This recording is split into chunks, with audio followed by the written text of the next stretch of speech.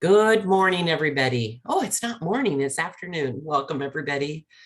Welcome to Austin Up's job webinar for June. We're so happy to have you here today. We actually have two webinars for the month. We're really excited about that. We'll talk a little bit more about that.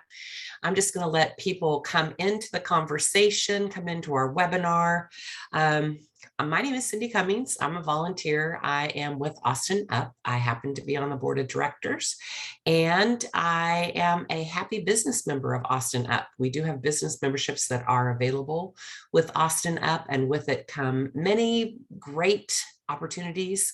And some of those opportunities are we're going to be starting a speaking seminar series at a local library. And we're going to be bringing information to older adults to a local library. So really excited about that. If you're interested in becoming a business member, please reach out. We'll be sending out some emails about those opportunities coming up too. But I am a very proud business member and I'm a local real estate agent.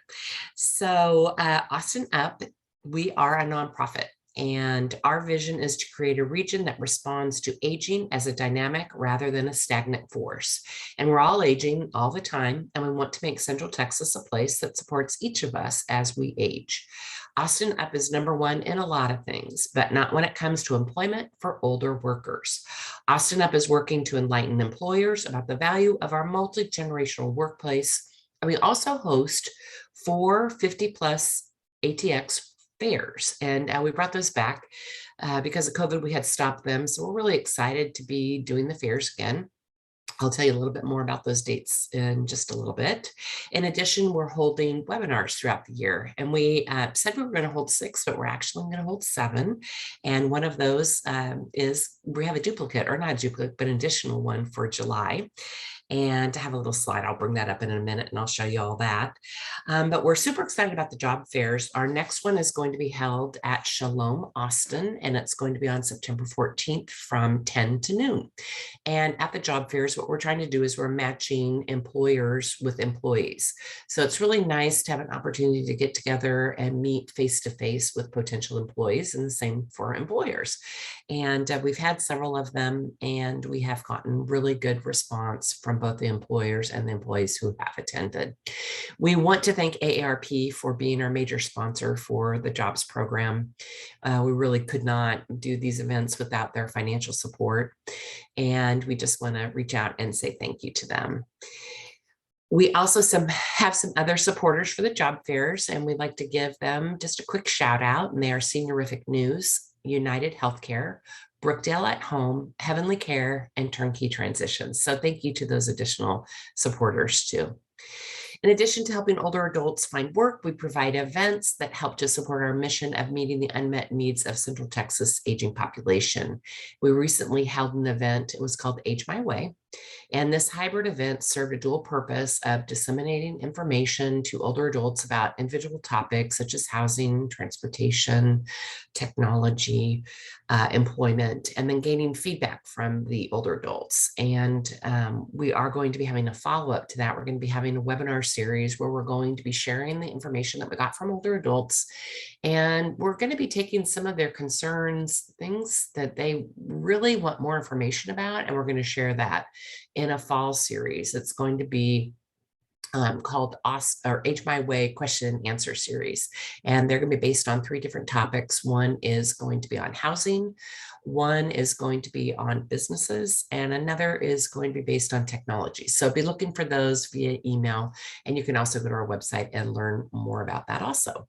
So let me just pull up, I've got a little handy dandy brochure that talks about some of our upcoming events. And our next event is going to be held in conjunction with Apple Retail. Apple reached out to us. We're really pleased that they wanted to work with us to bring this information about working in Apple Retail. There's lots of advantages to working for Apple in all ages, but also as you grow older. So that's going to be on July 27th. If you have not gotten information about that, it could be that you're not on our email distribution list, or I'm really not sure why you don't have that information, but we can get that out to you. It's going to be July 27th. So reach out to us and we'll send you an invite, or you can go to our website and you can register there. We already talked about being at Shalom Austin on September 14th, we're also going to be at Affinity at South Park Meadows, and that'll be from 10 to noon. In addition to having employers there, we also will have highlight a speaker who's going to be talking about ways to help you get jobs. And then we did already talk about the Age My Way question and answer. Those dates are going to be September 8th, October 6th, and November 3rd. So super excited about all those. You can go to our website to register. You can also go to austinup.org/events to learn about all of these different events. So let me go ahead and see if I can stop sharing. And just wanted to kind of give you the format for today. We have a wonderful speaker. I'm going to introduce him as he comes in. Mark, come on in anytime you are ready. Mark is he has a PowerPoint presentation, so he'll go through his PowerPoint presentation, and then I'll be monitoring the question and answer area and the chat area. So if you have any questions or any chat questions, I will go ahead and ask Mark as we go through. Hey, Mark, I'm going to just take a second and read your bio, if I could. So Marc Miller is the founder of Career Pivot, which helps those in the second half of life design careers that they can grow into for the next 30 years. Mark authored the book, Repurpose Your Career, a practical guide to the second half of life, published in September 2019. He's also the podcast host of the award-winning Repurpose Your Career podcast. Mark is a recovering engineer. I love that. And a professional career changer, as he's made 6 career pivots over the last 40 years. Mark and his wife, Lotus, became expats in June of 2018 when they moved to, I'm not going to be able to say it, but we're just going to say Mexico. And you can learn more about Mark, Career Pivot, the Repurpose Your Career podcast, and their journey to becoming expats by visiting careerpivot.com. Well, Mark, welcome. Our speaker last month, when they learned that you were going to be an upcoming speaker, they were just giddy and said you were going to be an awesome speaker. So we've been looking forward to it for a month. I know, it's a lot of pressure. Hey, how do you say the name of your city that you live in? It's Ajijic. Ajijic. Okay. Ajijic. Okay. Yes. J in Spanish is pronounced like an H. Okay. And the accent is on the last syllable because the I has a little accent mark over it. Well, we have heard wonderful things about the place that you live, and made us just a tad jealous based on what the weather is in Austin right now. But you know, what are you going to do? You're going to have haters.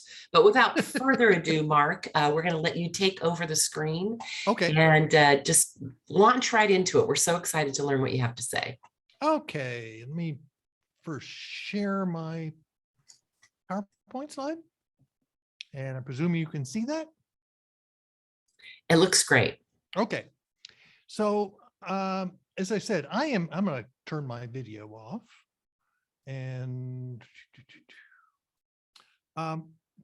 I started at the beginning of the pandemic, started talking about industry disruption. And the fact is, this last 2.5 years has been the most disruptive period in my lifetime.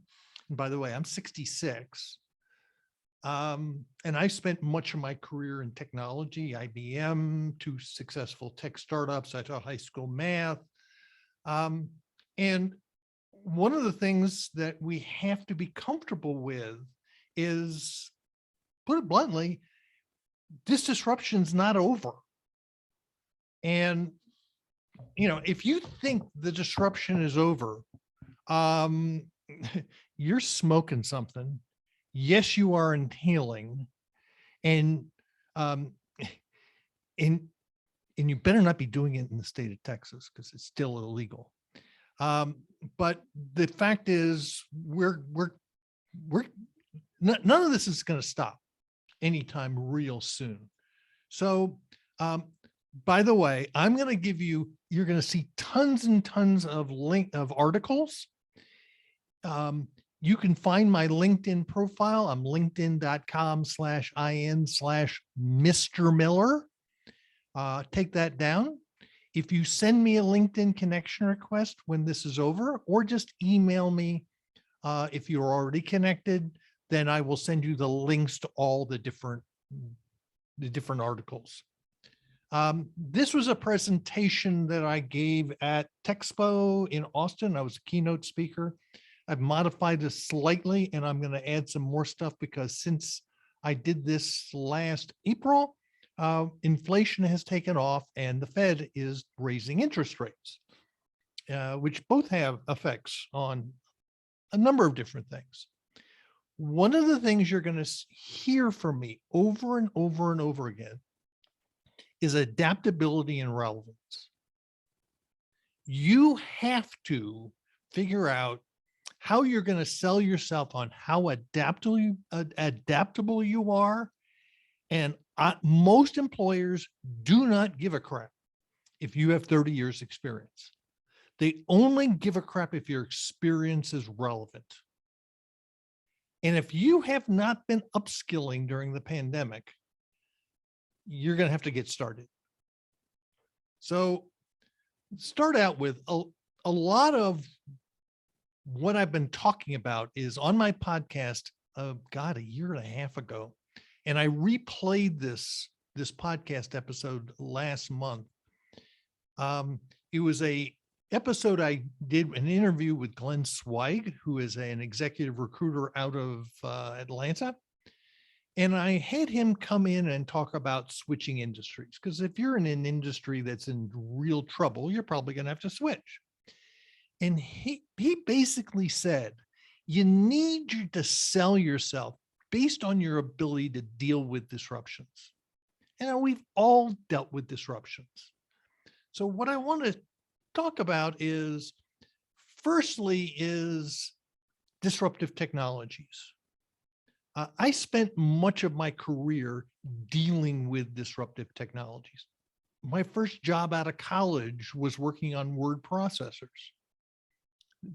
I mean, I watched a period from 1978, 1980 to 1990, where a whole class of individuals called secretaries disappeared. And these were people who were reasonably compensated and paid based on how fast they could type. Secondly, in the 1980s, later in the 80s, I was pulling drafting boards away from mechanical engineers and putting them on big CAD/CAM screens. And later we started moving them onto solid modeling. And I will never forget, I had a senior mechanical engineer where when we moved them off on from drafting boards onto just simply CAD/CAM screens where they were automating the drafting, they did the same stuff. When we moved to solid modeling, I had any number of mechanical engineers who said, I can't do this. I'm sorry, I'm retiring. So when you see disruption, you either can get on top of it, you can fight it, and you'll lose, or you can embrace it. So one of the things I want you to think about is when you've dealt with disruptive technologies in your career, how'd you do it? Second, health disruptions. I've had several of these.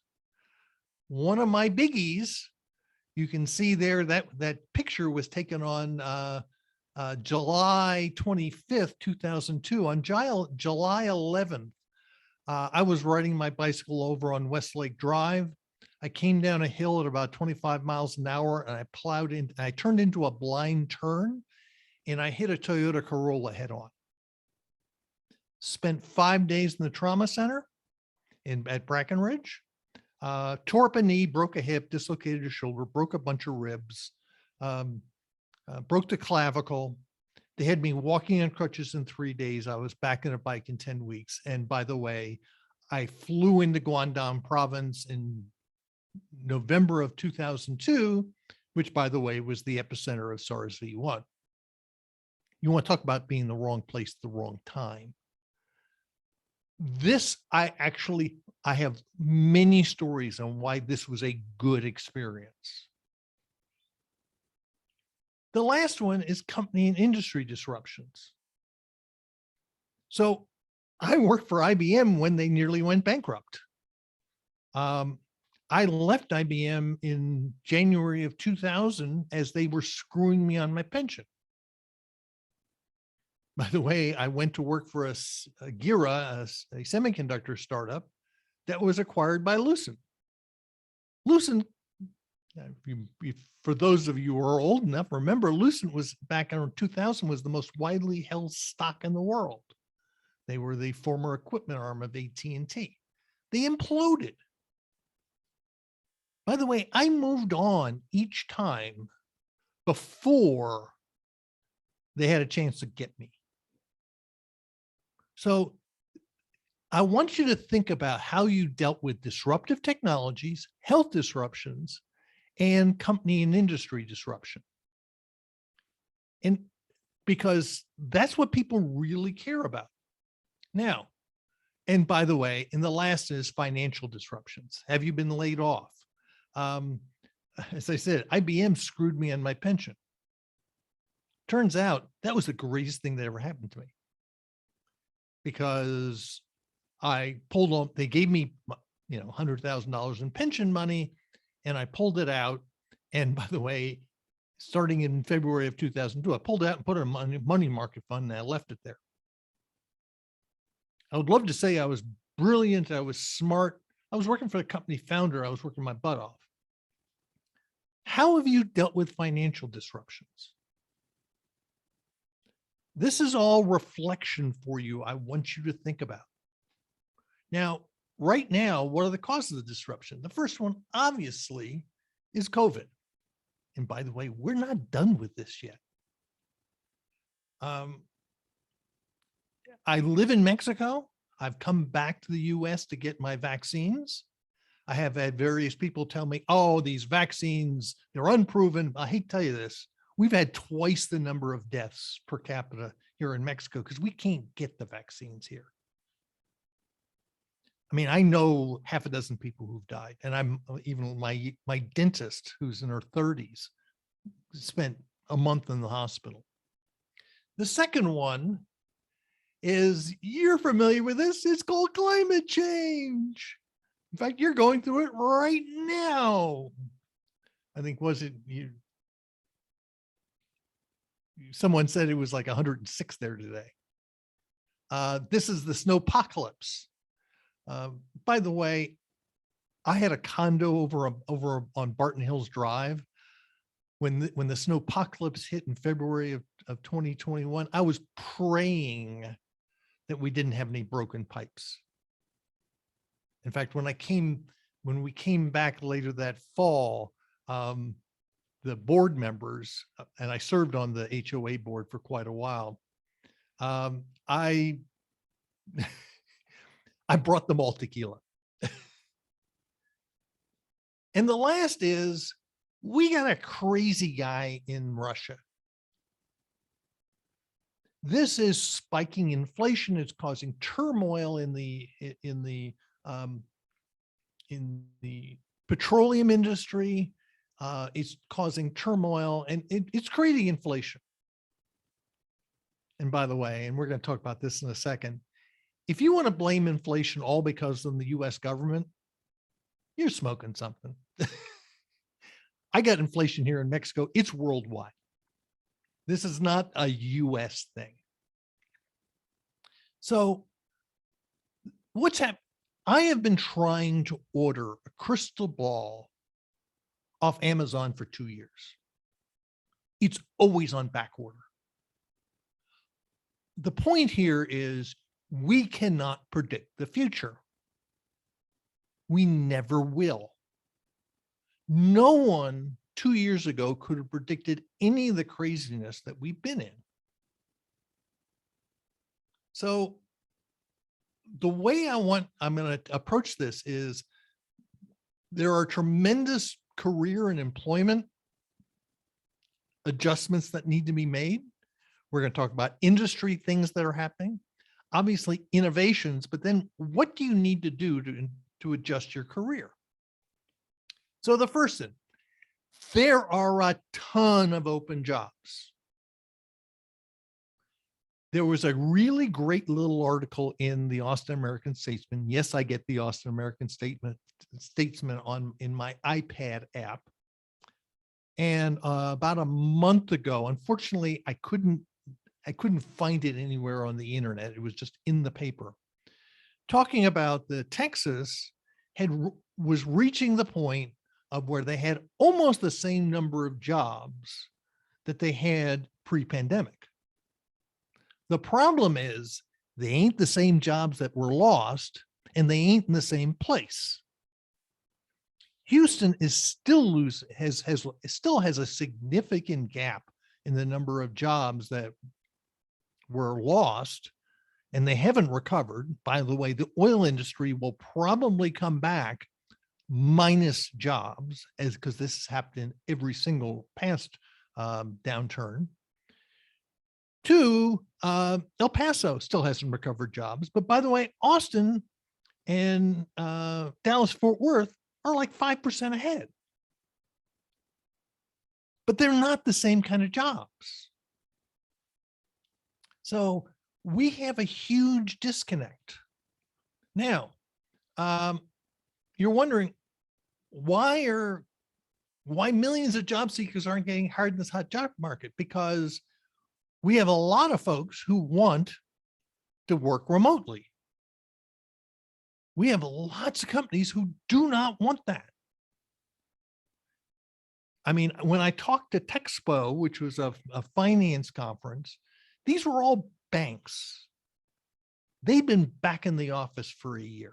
And I talked to a number of people who basically quit their jobs and quit their companies and moved around so they could work remotely.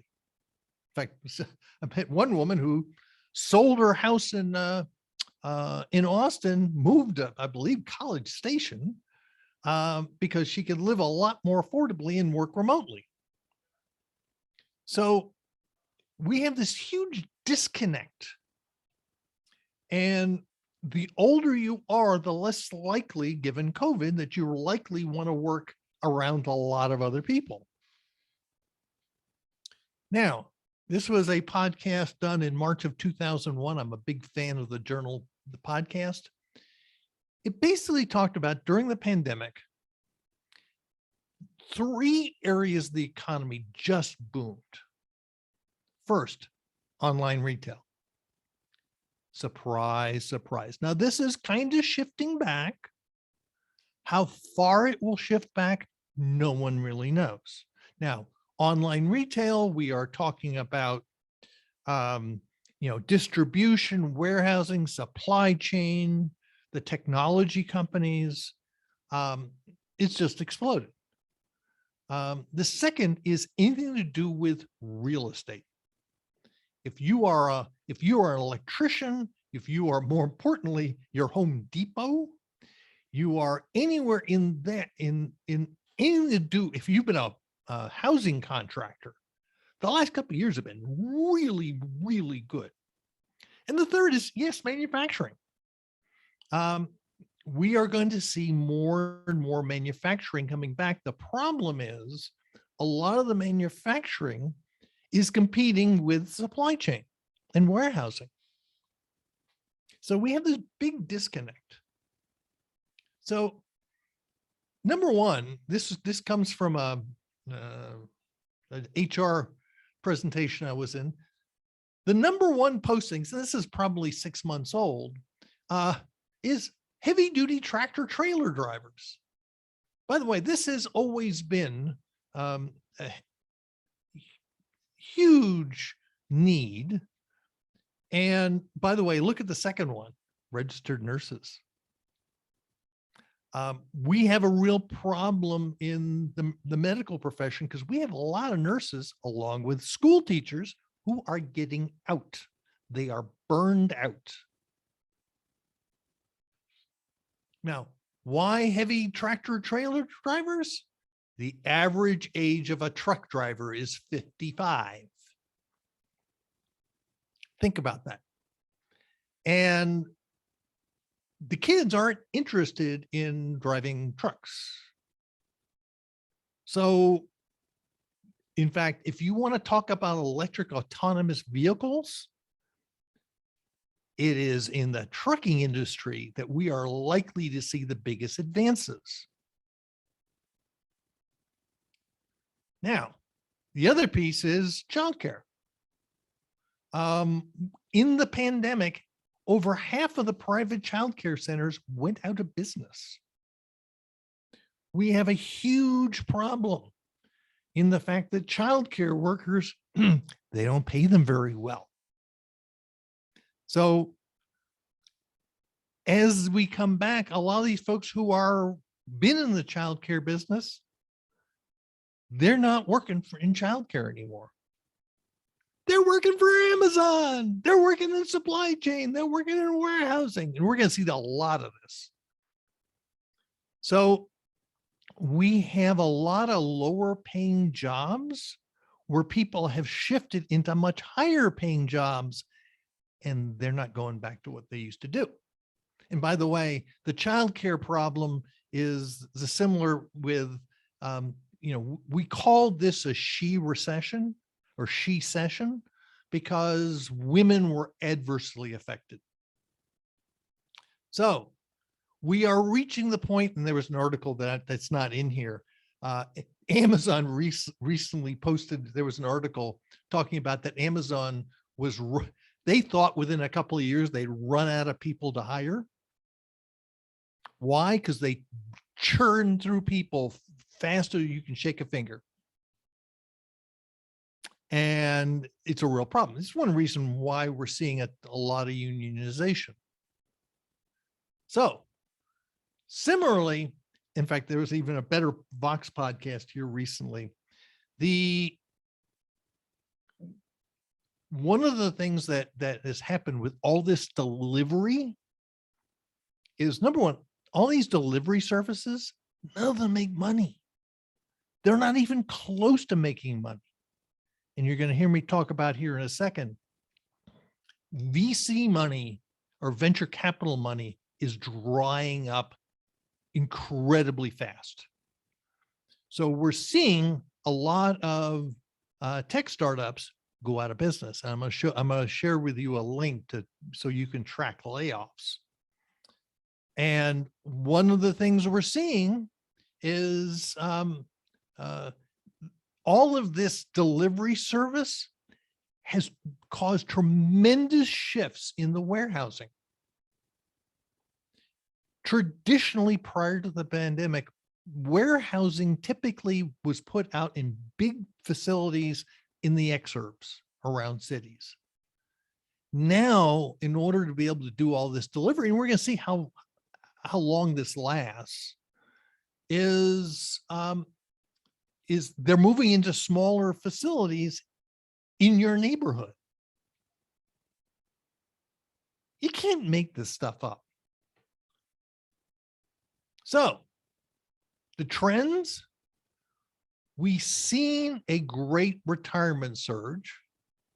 We've seen a great resignation, and we've seen a record number of new business starts. So the interesting one is, and this is a little old, the percentage of folks retired like crazy in 2021. By the way, we are starting to see them come back. Now, I don't have it in here, but I recently did a podcast with Teresa Gilladucci and one of her from the New School of Economics. They produced a very, very good paper on the fact that the vast majority of people who were, quote, retired really couldn't retire. They had gone a year or more of unemployment and then said, screw it, I'm just going to go retire. I can't find a job. And these tended to be largely people of color, lower socioeconomic, and with inflation and everything else going on, they're starting to come back. And this was the article I was mentioning. It wasn't a great resignation it was mass job loss that was causing these people to retire. and it's the Schwartz Center for Economic Policy Analysis, which is from the New School. The Great Resignation. Now, the important piece here is it says 48 million people quit their jobs in 2021. That's a misnomer. 48 million people quit their jobs? No, 48 million people quit a job. As what's happened is, as particularly retail and service level positions, there was a really good Vox podcast talking about the fact that this one young man, he had in 1 year had 8 jobs. And his parents said, well, why can't you hold a job? He says, well, they promised me 30 hours and I get in there and they give me 8. And he went from job to job to job. He's since gone back and he's now working for a pizza place that had promised him 20 hours. He's getting 20 hours and he's getting his EMT certification. In other words, it's not everyone's quitting their job. We have a real problem in certain industries that they can't keep people. There's a tremendous shift. Why else is Starbucks being forced into unionization? Because their business model is shifted, and the jobs suck. The top industries experiencing the most resignation? Surprise, surprise. Trade, transportation, utilities, leisure, hospitality, accommodation and food services, retail.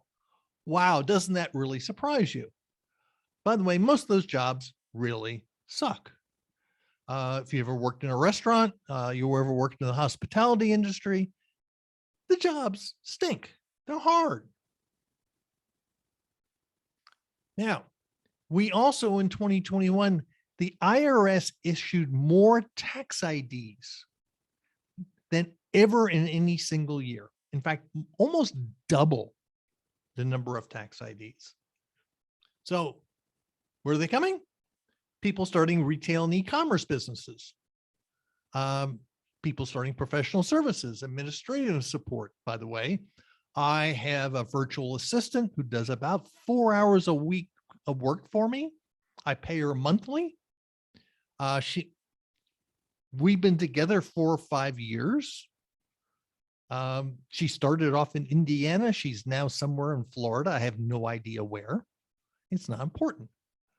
Construction, transportation, and warehousing. These are all people who are starting their own businesses. Now, by the way, one of the things I'm going to encourage you to do is start your own side hustle. And I have a really good podcast episode with Diane Wu David, where she wrote the book Future Proof. And she talks about experimenting in your career, starting side hustles, low risk, to see whether, by the way, do you even want to do this?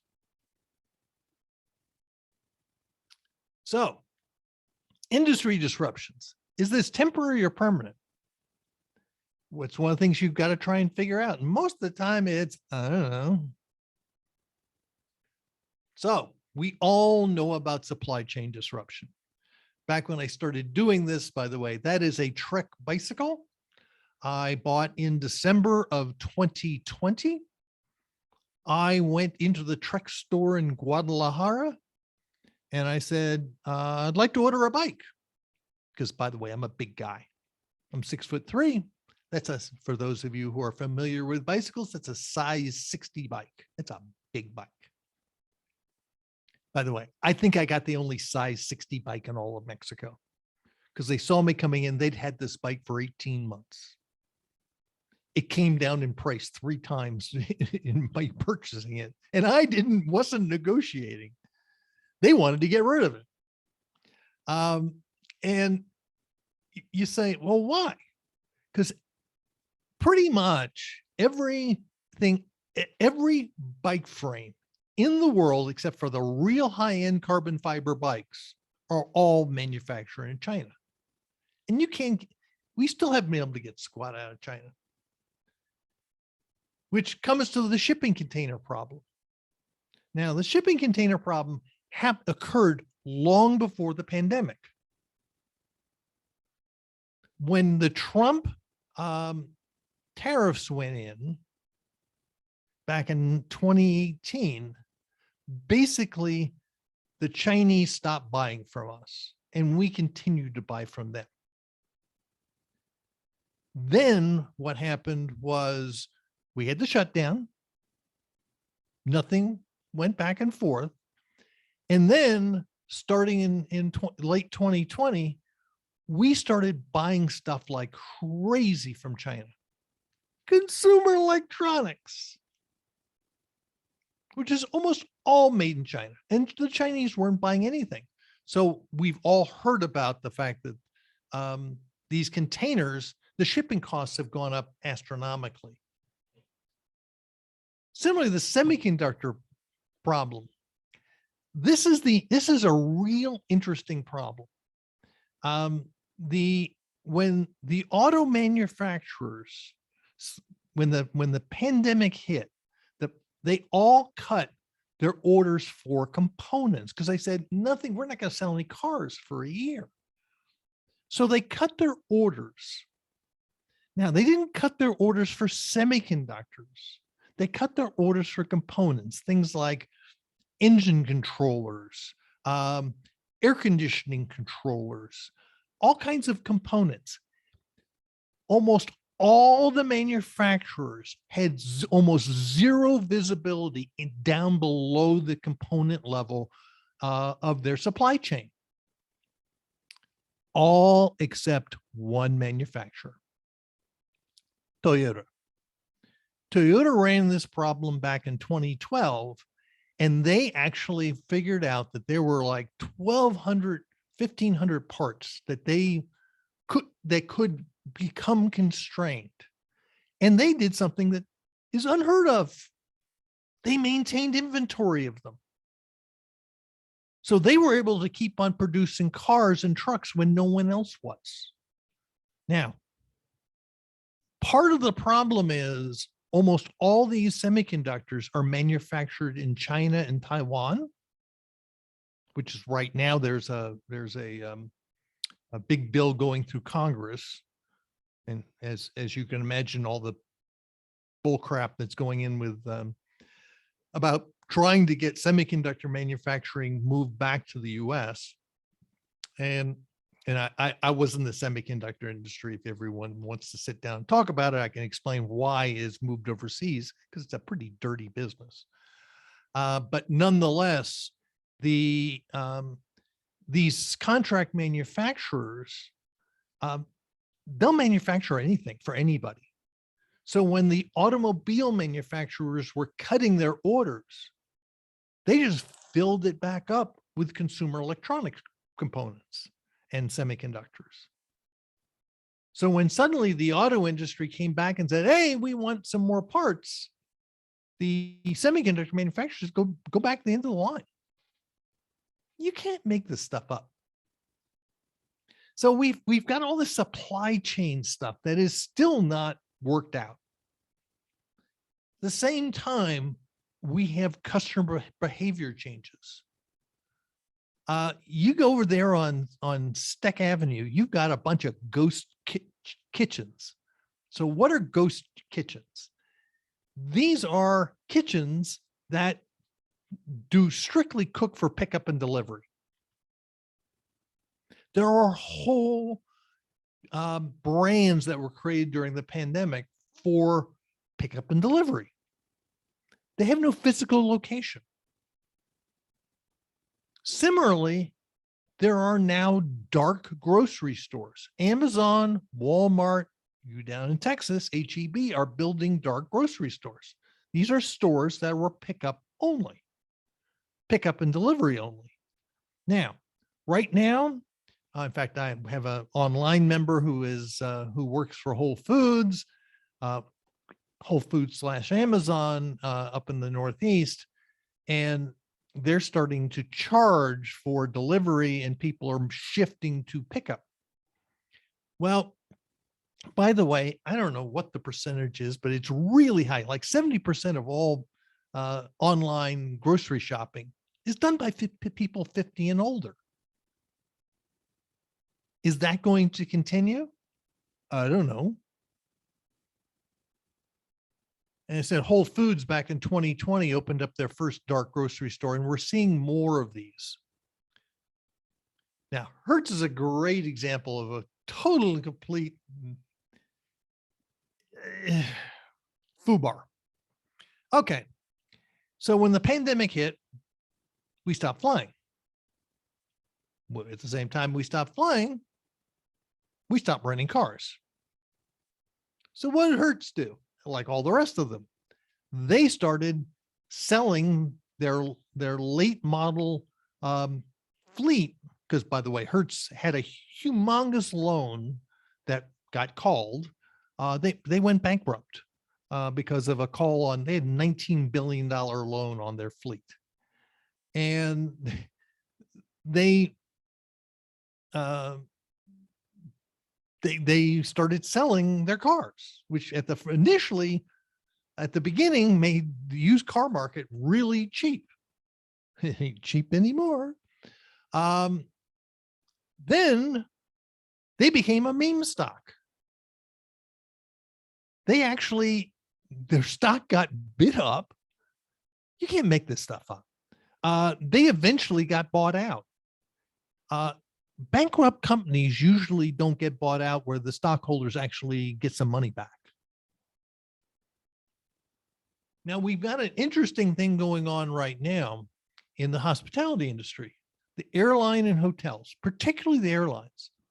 The airlines during the shutdown, they offered early retirement and exit programs for so many pilots.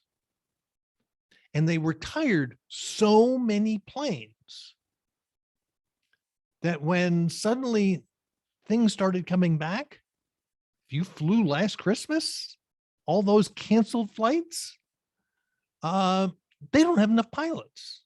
By the way, it takes 1,500 hours of flying time to even be able to be considered an airline pilot. By the way, that's triple what everybody else outside of the US requires. So in some of these pilots who retired, they're coming back, but they didn't keep their certifications up. So right now they don't have enough planes and they don't have pilots, they don't have flight crews. And by the way, if you're a flight attendant, flight attendants aren't paid all that well. It's a stressful job. And we've all seen how badly people behave. Now, who's flying? It's not business travelers. Business travelers is where the airlines have made all their money. Business travel has not come back. So if you start looking at hotels, where do they make their money? Business travels, not tourists. So when I was back in Austin in April and speaking at the Texpo conference, I remember speaking to the audiovisual folks there, and they were so happy to be working again. They said that was the first conference they'd really, a significant conference they'd worked in 2 years. How quickly is this going to change? You got me. Plus, there are regulatory changes. The classic one is HIPAA. We're seeing the fact that now, if you're going to see you're going to go see your doctor, you're going to see your psychiatrist, you're going to see psychologists, you can now do it online. So will this continue? The answer is maybe. One of the questions is, will insurance continue to pay for online visits? Now, this is the interesting one. This is my buddy Jesus. Jesus works for Southwest Airlines. He's a learning and development guy. And I rode bikes with Jesus last year, and actually beginning of this year. And he lived in Dallas. Well, being the pandemic, he asked his boss, well, I got family in Guadalajara. Can I just go down there? And they said, sure. He's in his 40s. He's single. And late last year, his boss called him up and said, I got a call from HR. We're going to have a call with them. And the HR person came on a couple of weeks later and said, you need to get your butt back to Dallas. And Jesus says, why? Because you're involved in employee stock purchase plans and a bunch of stuff that's only, you're only eligible if you live in the US. He says, technically I do. I'm a Texas citizen. I've got an address in Texas. I'm a US employee. And of course they asked him, where's your butt been for the last 18 months? Oh, in Guadalajara. Get your butt home. The problem is all these HR programs, they were all designed long before this whole idea that you can work remotely as easily as we can. So they basically said, well, how soon do I need to be? And they went, how about March? So March, he moved back. You talk about regulatory changes, the SAT is on its way out. So many colleges now are just basically saying, we're not going to require it anymore. What happens if you work for Kaplan, or better yet, the College Board? Or this is going to throw so many wrenches into the whole idea of preparing for college. And the last thing is, we are seeing just this huge boom in robotics, artificial intelligence. And I've only got 12 minutes left, so I'm going to go through. So disruptive technologies, obviously Zoom. And by the way, I worked for the predecessor to Zoom, Life Size Communications. It's kind of still in Austin. And I claim that none of this would have worked if we hadn't had Netflix. Netflix caused all the major networks, backbone providers, to to reconfigure their networks for streaming video. Then there's all these disruptive technologies. One of the things I want you to start thinking about is, which of these disruptive technologies do you need to get up to speed on? Now, when I was speaking to the Finance Texpo conference, I said, almost all of you need to be able to understand blockchain. Don't have to be an expert, but you do have to be conversant on it. You have to understand it.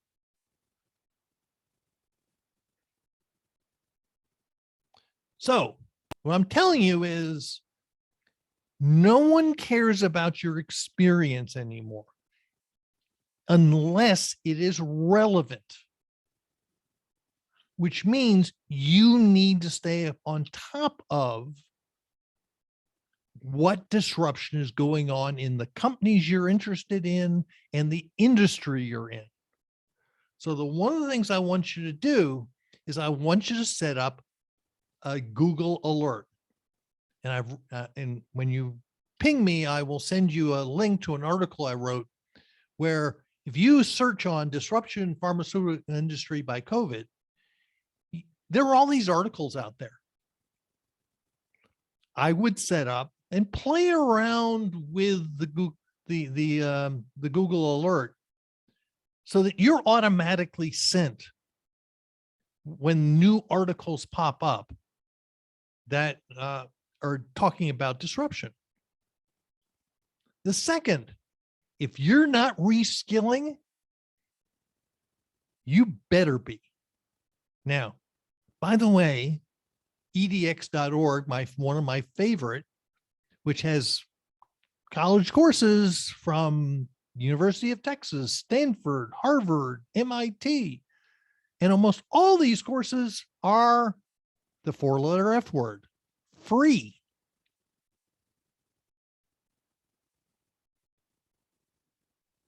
So at this point, your job is to make yourself relevant. Update your skills,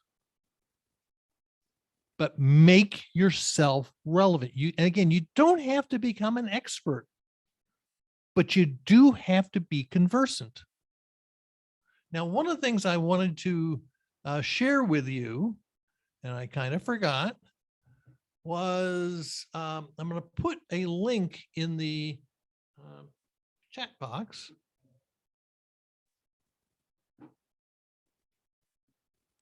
While you're doing that, we do have a question, if I could Sure. ask it, Mark. Sure.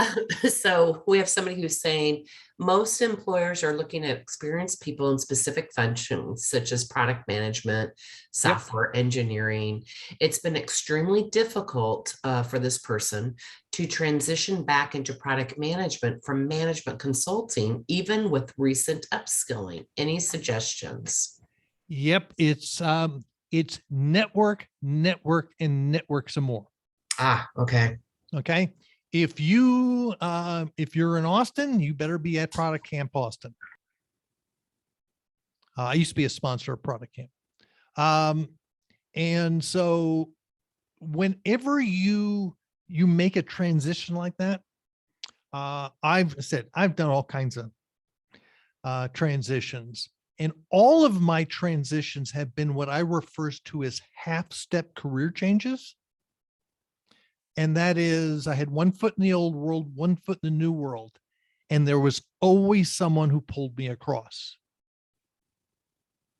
So when you make these transitions, it's kind of like I was interviewed for the website, The Muse, about taking a position lower than what you're used to. You've got to be able to have the discussions with people before you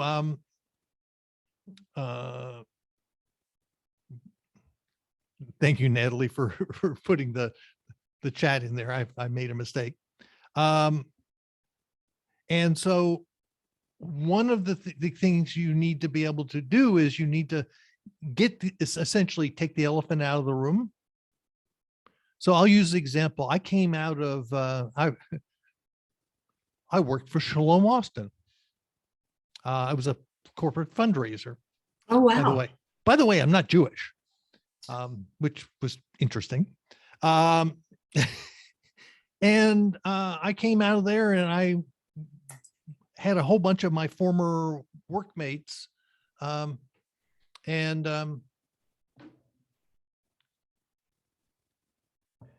had a whole bunch of my former workmates, and what I'm going to do here is, by the way, I'm going to take my presentation down, take down my LinkedIn profile, because I want you to send me a LinkedIn connection request. And if you're already connected with me, some of you are, send me an email and I'll send you the links to this. We'll ask Natalie to put that in the chat too, so that people can get that. So let me stop the share. One of the key things that you need to understand is, at this point, you need to be networking like crazy. One of the challenges, in fact, I just did a couple of podcast episodes. I did one 2 weeks ago. I'm doing another one on how to re-engage into your networking. In May of 2021, we came back to Austin and got vaccinated. I had 26 coffee meetings in 28 days. Oh, wow. I quickly found my active listening skills had gone to crap. Two, I had of those 26 people, 8 of them, I was the first person they had met outside of their house in a year. I'm sorry, that's not healthy. Mm-mm. We, as I said, I'm 66. We are the ones that have been told, don't go out there. It's dangerous because you could catch the virus and then you could die. And the fact is, if you really want to be successful in this, it's going to be through personal relationships. It's going to be completely through personal relationships. And, you know, getting back out and networking. In fact, I have a good friend, John Rothgeb, who last year the end of, fourth quarter of last year, he started getting out and networking. He got COVID. He had a stroke. Mm. He's since recovered. But you got to be smart. It's a whole lot safer than it was last December. But you got to figure out, it's going to be relationships. So like I'm going to be recording a podcast episode this week based off a lot of advice I got from Tom Singer, who is now the CEO of Austin Technology Council. And Tom's is start doing it in baby steps, start doing it, go network with people you know and trust one-on-one. Once you're comfortable with that, and by the way, you get practice actually talking to people again, then start forming your own little groups, again, with people you trust. And then start getting out and doing with more people. But if you want to get back into product management, it's going to be through, it's 90% of the work, it has to be done through networking. Mark, what's so interesting is employers seem to be using just the old age, LinkedIn, some of those Indeed, those types of ways of getting employers, but you're saying, that you need to be networking. It's having the employee referral. Okay. Right. Okay. If you have an employee referral, the odds of you getting an interview skyrocket. Okay. So, it's just kind of like, I'd been out of technology for 4 years. In 2007, I interviewed at Life Size. In fact, they just simply, why? Because I had 4 buddies who were at Life Size at my previous startup. And they said, you need to talk to Mark. He's finally available. He quit his job at the Jewish Community Center, and I was available. So I went, so the first thing I did, by the way, I walked in, wasn't an interview. I just walked, they said, can you come and talk to the hiring manager?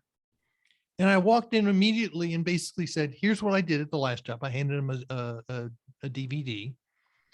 And I said, by the way, I'm 15 years your senior. I've had your job. I don't want your job. I took the elephant out of the room immediately. Right. I was 55. He was 35.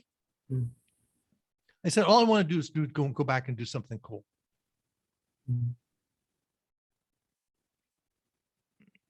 They immediately scheduled me for a bunch of interviews.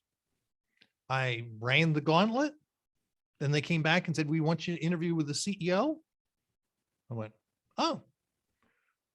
I talked with the CEO, and then they marched me into the HR VP of HR, and she started doing a sales job on me. I went, I'm 55 years old. This is kind of cool. Yeah. And I'd been out of technology for 4 years. So it's all because I was real blunt up front. I had all my connections. I had people saying, you need to hire Mark. He talked to my previous guy who hired me at my previous startup, which had been a number of years, says, oh, he's the best training guy I've ever encountered. I taught high school math for several years and did nonprofit work. So if you're trying to get back in, it's going to be the non-conventional way of doing it. And you need to understand the disruption that's gone on and basically sell yourself based on that disruption and your ability to handle the disruption. Do we have any other questions? Yes. What is the first thing I should do to prepare for first disruptions? Well, number one is go back in your past and how did you deal with disruptions? And then two, employers are hiring you to a large extent solve their problems. If you understand the disruption going on, then you can say, this is how I can help you solve your problem. And again, in the Glenn Swike interview, which again, if you go back in my podcast, it was a month or so ago, I replayed it because it's a brilliant interview. Not because I interviewed him, he was a brilliant guy. He talked about the fact that he was looking for he was doing a search for a CFO in a restaurant, which was being disrupted. And they kept on saying, we need people with deep industry background in restaurant. And he's basically telling him, every person they brought, they said, nah, that's not right. He says, you don't need somebody with restaurant. You need somebody who knows how to deal with all this disruption. Turns out it was a former finance guy with Amazon and CVS who had gone through tremendous disruption. Mm-hmm. And he could sell himself based on that.